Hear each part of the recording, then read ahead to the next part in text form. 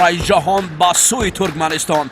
پهلوانان جهان میان خود هزاران، راه به قهرمانی جهان.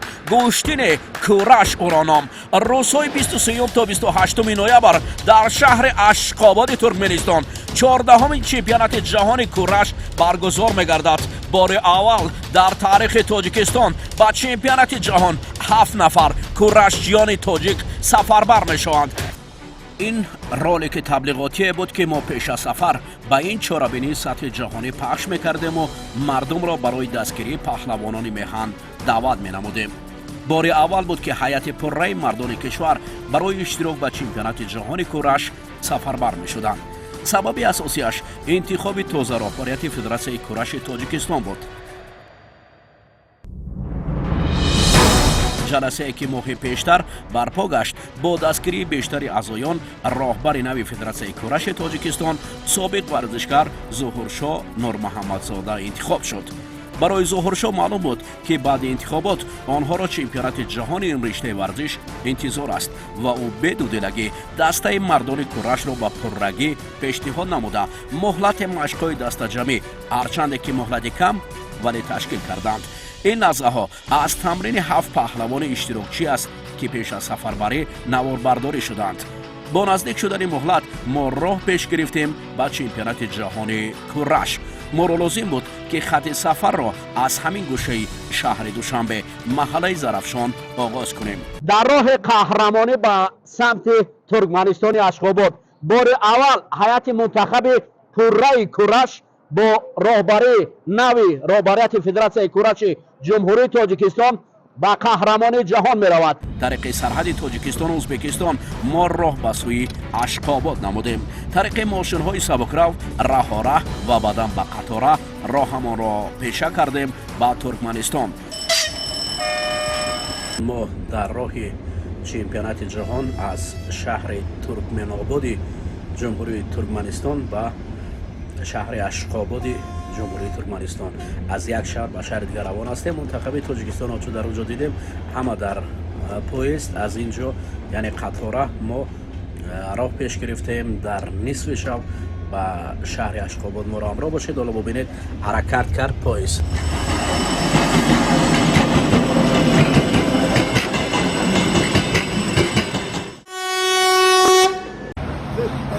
السلام علیکم. اینا ما در شهر اشخاباد الکی رسیدیم. منتخب کشور ما در نمود کورش هنوز از این قطار بیرون میشود.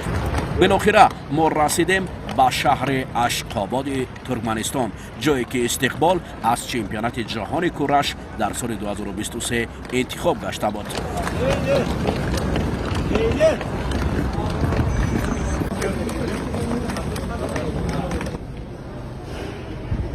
استقبال خیلی جالب و خاطرمان بود.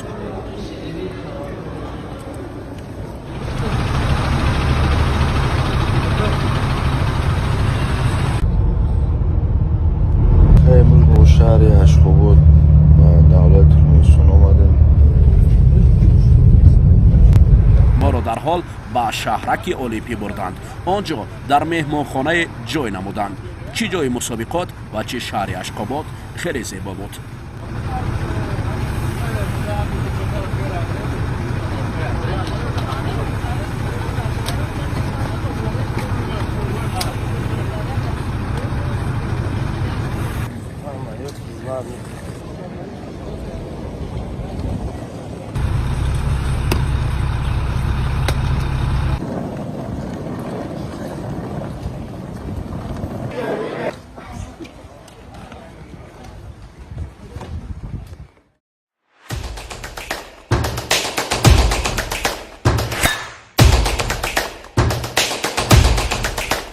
اشخاباد و یا اشغاباد پایتخت ترکمنستان، شهر سفید، مرکز علم و معارف و جای اقتصاد و تجارت و مکان اداره های گوناگون صحابی ترکمنستان.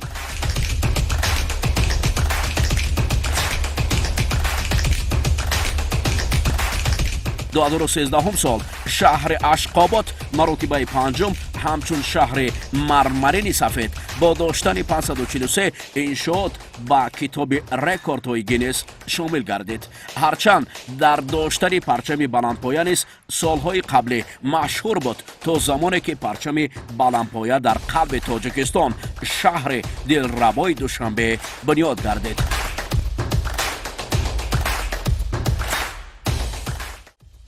شهر زیبای اشخاباد با همه حشمت و زیبایی اهالی کم را در بر میگیرد.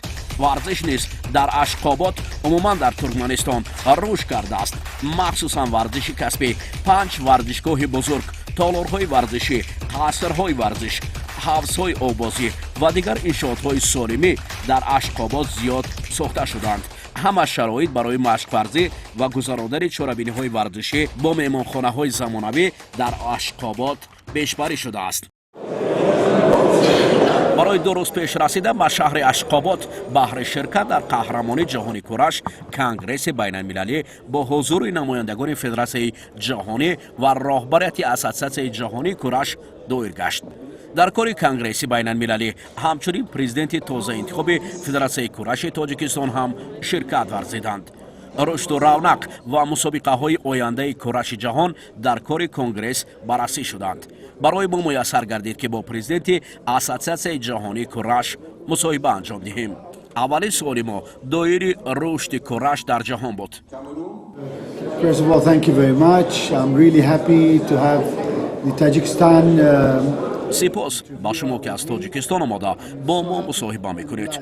یکی از قدم های بزرگ ما برای رشد کورش در جهان این همین چمپیونات جهان است که در اشخاباد در سطح عالی برگزاریش در نقش است. ما جمع آورنده 53 کشور عالم به این مسابقات سطح جهانی. First of all, I would like to congratulate the new president.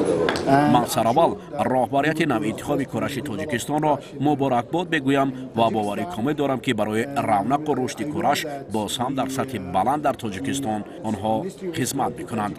من میدانم که کمیته های داخلدار از جمله کمیته المپی تاجیکستان همیشه دستگیر رشد و نموی ورزش و کورش در این کشور است. با باوری گفته میتوانیم که پهلوانان تاجیک هنر شایسته را در این قهرمانی جهانی امساله نشان میدهند. Result where I'm expecting that from them. سوال کردیم برای برگزاری چنین مسابقات در تاجیکستان و جواب چنین بود. If Tajikistan they ask we will احتمال زیاد است. ما کشورها را پیشبری میکنیم و باوری داریم که روز جشن کورش به تاجیکستان هم خواهد رسید. بحث ها دایره کورش در کار کنگرس بسیار بودند. کشورهای نو با اساسیاسیون کورش همراه می شدند. دوام روز کار کنگرس ادامه یافت. اینچنین تحفه ها از جانب کمیته تدارکات با اشتراکیان تقدیم شد. در جریان این کنگرس برای همکاری و رابطه های زیچ میان راهبریت فدراسیون تاجیکستان و ازبکستان نیز نشست خورده دایر شد. Вместе с Федерацией Кураш Таджикистана мы будем совместно проводить учебно-тренировочные сборы, будем проводить все чемпионаты. Просим добро пожаловать в Узбекистан. Приезжайте к нам на тренировки, на чемпионаты. Мы будем очень рады вас видеть. И надеюсь, вы тоже нас пригласите. Мы будем своими спортсменами, обязательно приедем к вам. На все чемпионаты будем участвовать.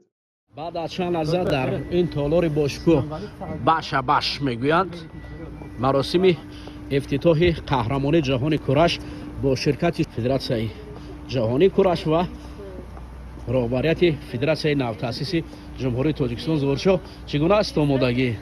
آمادگی در سطح عالی.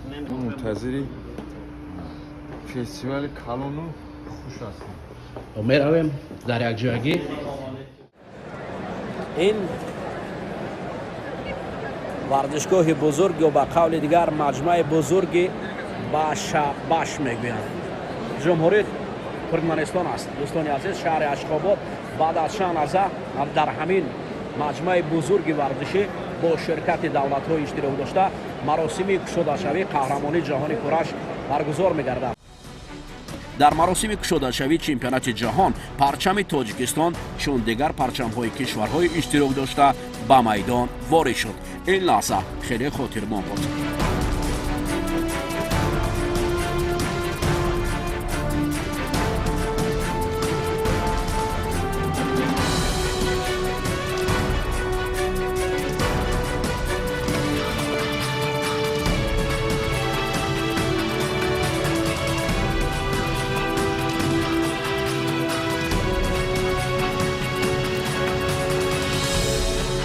баъди маросими кушодашавӣ ки ҳамон шоми конгресс доир гашта буд, аллакай фардо паҳлавононро рӯзи аввали қаҳрамонии ҷаҳони кураш интизор буд.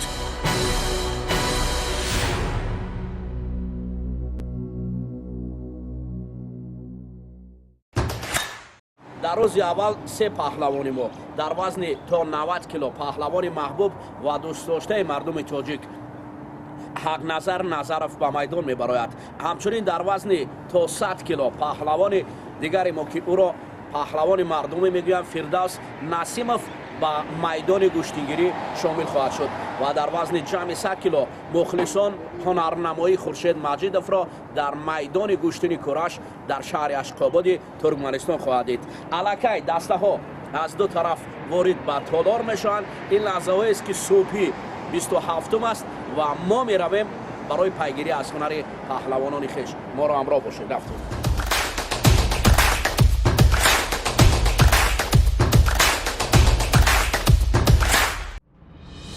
рӯзи аввали мусобиқа на мисли гӯштини ҷудо балки баръакс паҳлавонони гаронвазрро ба майдон баровард. сараввал аз рақобати ҳақназар Назаров меравем. ҳақназарро шикасти рақиби аввал мушкилие набуд. ҳариф аз ироқ буду барои гӯштин гирифтан дуру дароз вақт лозим набуд, чунки ин партоби ӯ бисёр шоиста ва ҷолиб буд. аммо дар набарди дуюм ӯро мебоист бо рақиби қирғизаш тоза қаҳрамони ҷаҳони кураш Улу ки ҳарифи ҳақназар дар бозиҳои осиёӣ буд набард кунад. ба рости рақобат баробар ва ҳатто бо ҳуҷумҳои ҳақназар пеш мерафт. аммо аз чӣ бошад барои ҳақназар танбеҳи охирро нишон дода доварон ӯро аз идомаи рақобатҳо маҳрум кунанд. хеле хаста ва озурда буд аз қарори доварон. намедонам ай кадом сабаб буд ки ҳам имтиёзои ман ҳисоб накарда, ҳама гӯем ҳалол ва брасо карда будам. ҳам бо айда гӯем я саргардан боло будам, огоҳие вая надодам. ҳеҷ ба ҳеҷ гӯем ҳаққи мая гирифтам давай додам. ин ҳудуди 4 минут мо гӯштин гирифтем. аммо қаҳрамони тозаи ҷаҳон, аммо ҳарифи қибили ман гӯем мая базону нағалтидам. ман базону ғазидагӣ надодам дар 4 минут.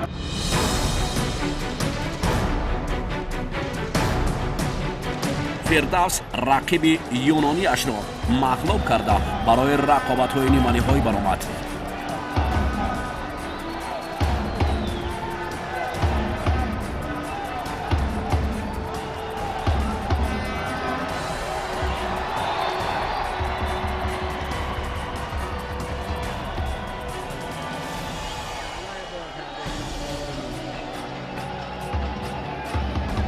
طبق قرار گشتنی کورش هر نفری که در رقابت‌های نیم نهایی شکست می‌خورد مدال برنجی می‌گیرد. دو نفری از هر دو طرف برای فینال گشتین می‌گیرند. فردوس هم با چنین شکل در دیدار سیومش از دست پهلوان ازبک شکست خورده برنده مدال برنجی شد.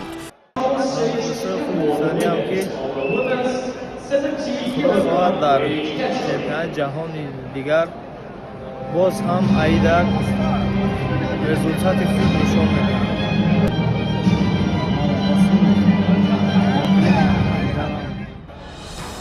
خورشید ماجدوف دیدار اولش با تازه قهرمان جهان سامبو بود. خورشید با بک پالاد قرقیز در وقت اساسی اندر نبر گشت و او را شکست داد. اونم که هیچ کس باوری نداشت. رقیب خیلی جوسه بزرگ داشت.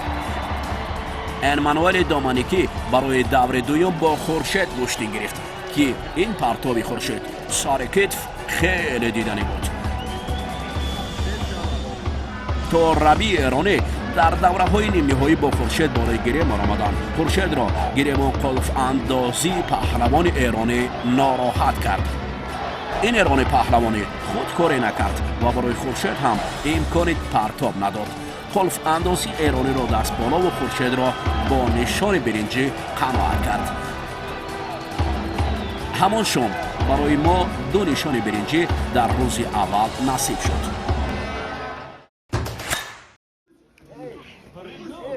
امروز انامین 4 پهلوان ما با میدان نبرد میبراید. نوروز کریمزاد مصلح‌الدین، میرزا جمیل رمضانوف و همچنین پهلوان دیگر ما مرادزاده خیراندیش گلیم گشتنگیری نشان میدهد تا کجا پهلوانان ما با این مسابقات نبرد میکنند. اولین برآمد از طرف مسلم بگ کریموف بود. این جوان میهن در دیدار اول و دویمش پرتاب‌هایش همتا نداشت. یکی افریقایی و دیگری کویتی بودند. پرتاب‌های او را باور کنید کس از دیدنش حلاوت می‌برد. این پرتاب‌ها را میتوان بهترین پرتاب‌های روز دوم دانست، اما آن همین دیدار با رقیب میزبان به‌نهایت نگران کننده بود. ما از پهلو و چاله و دیگر امتیازها نمی‌بینیم، اما همین پرتاب را چگونه بها می‌دهیم؟ خلاص هرچند اعتراض کردیم ولی غلبه را به میزبان بردیم.